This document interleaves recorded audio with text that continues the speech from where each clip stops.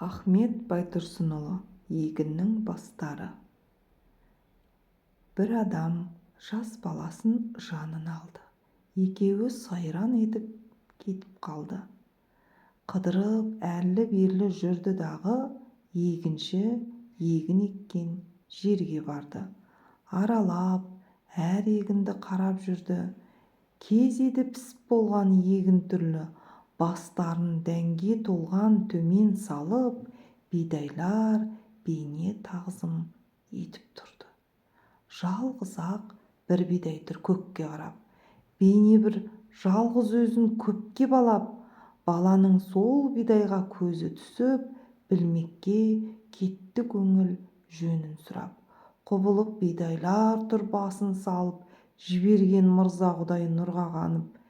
Ей, әке, мұның мәнін түсіндірші, бір іске тұрмын өзім қайран қалып.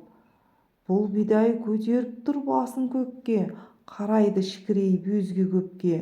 Өзіне өзгелерді теңгермейтін соншама бұл бидайдың дәні көп пе? Айтайын мұның мәнін балам саған.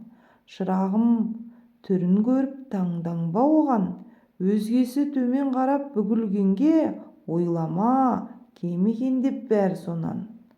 Және де әкесі айтты баласына: сұқтанба құр сорайған қарасына. Құдайым өзгесіне дән бергенде бұл бидай дәнсіз қапты арасында. Бидайлар басы толық иіліп тұр, дән берген қожасына сыйынып тұр. Басында бұл бидайдың дәні болмай, кекірейіп, көкке қарап бүлініп тұр. Елде көп бұл бидайдай адам дейді. Тәкаппар, оны халық жаман дейді. Қалып емес тәкаппарлық данышпанның, тұтынба бұл мінезді балам дейді.